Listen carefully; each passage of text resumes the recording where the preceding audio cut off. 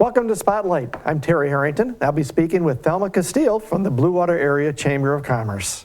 Today's show is sponsored by the Lake Huron Medical Center.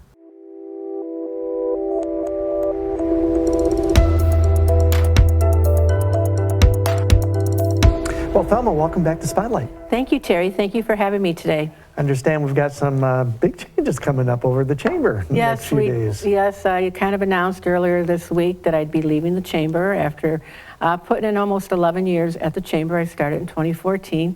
And if you recall, I came from the Detroit Regional Chamber, which was the largest chamber in the country at the time. And I was there for 18 years. So I'm ready to make some changes and do something different with my life. And you know, life happens. Yeah, it is. But 11 years here locally, that's awesome. It's been amazing. You know, the people here are so nice, and everyone knows each other, and they really try to work together. It's been nice getting some responses to the email I sent out to the membership in terms of the role I played in some people's lives. Now, sometimes you remember, sometimes you don't.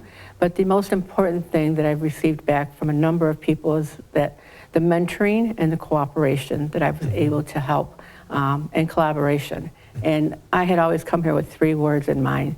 That was collaboration, regionalism, and partnerships. You cannot do it alone. You have to work with others. And I think that's why the chamber has grown so much in these past years. And I feel very happy, and I'm proud to know that it's going to be, when I leave it, it will be on a strong financial foot as well as a program position and just a very strong chamber where before it wasn't always well known in the community. So what's the real purpose of a chamber? And is this something in every community, or is it, pretty much localized? So there's been chambers of commerce, for the last hundreds of years, and it actually started in Europe.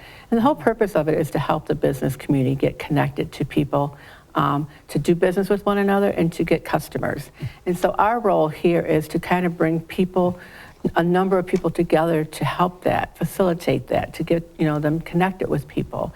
And we feel very proud that we've done that on a number of occasions throughout the programs. We had over 100 opportunities last year for people to get together. And again, we can get you the people to your door, but you have to convince them to come into your door, right? And so everyone has to play a role in terms of making it successful and prosper.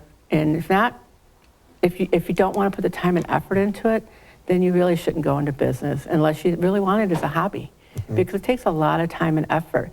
I remember back in high school, we had a speaker, and he came in and he said, I work for myself, I work half a day. So everyone wanted to know what that key of success was. He says, well, it's great. I either work the first 12 hours or the last 12 hours, whereas most people would think it's like 4 hours, right? So it just illustrates that you have to put a lot of time and effort into it. And from my perspective, I feel we've done that. The first year was about getting to know the people in the community, learn the leaders, who can make an impact, how can I be helpful.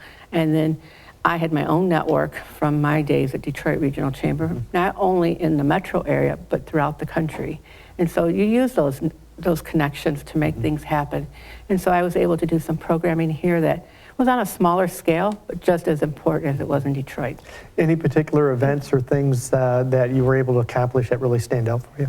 Well, I recall I was at one of the State of the County addresses, and it was afterwards, and I remember Senator Lowers telling me, Thelma, before it was, you might want to go, you might want to show up, now you need to be there. And that was a great compliment from the senator to say that this was an important event for our community. I'm not sure what the numbers were prior to I got here, but our last one, we had about 450 people at that event. And so, that's a success. And I'm very proud that we were able to grow that program. And then we also, put a new program called the Eddie Awards, and that was recognizing some businesses or people in the community for awards. And that was very successful as well. Who doesn't want to win an award? And be recognized for the hard peers. effort. You bet. Yeah, everyone wants to be recognized because everybody wants to do a good job.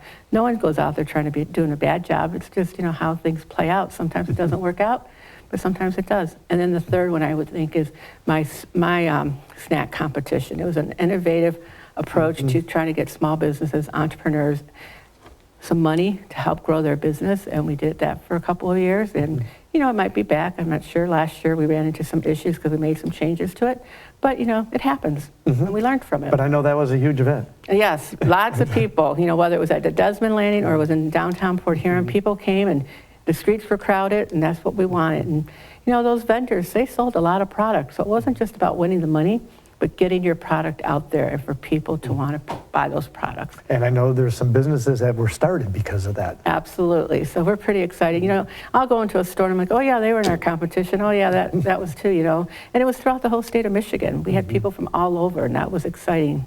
And that puts Port Huron on the map, doesn't it? Absolutely. That's what it's all about, right? Yep, you got it. Bringing people to town, letting them know all the things that we have to offer, all the assets. And, you know, people don't realize where we're located, and they think we're so far up north. And we're only 45 minutes from downtown Detroit, Yep. and we have all this water and beautiful settings and, you know, just a lot of great things in the community, whether it's our museums, whether it's the music, whether it's in Port Huron, whether it's in St. Clair, whether it's in Marysville, whether even going up to Lexington. It's beautiful Yep. on this coast. We don't know how fortunate we are to. Right, exactly. Great. So from a chamber perspective, I mean, I'm very happy that we've grown the membership to where it is today.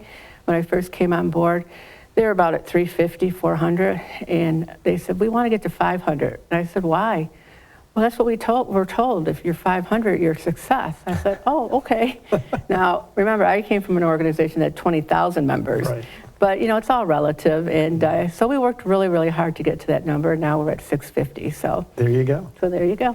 Well, congratulations on a great career here in Port Huron, and we wish you all the best. Thank you, Terry. And it's not just me, it's the people. That's why we've been successful. It's all about the people and who help each other grow. Great. Thank you for being with us today on Spotlight. Thank you, Terry. And we want to thank you for joining us on Spotlight.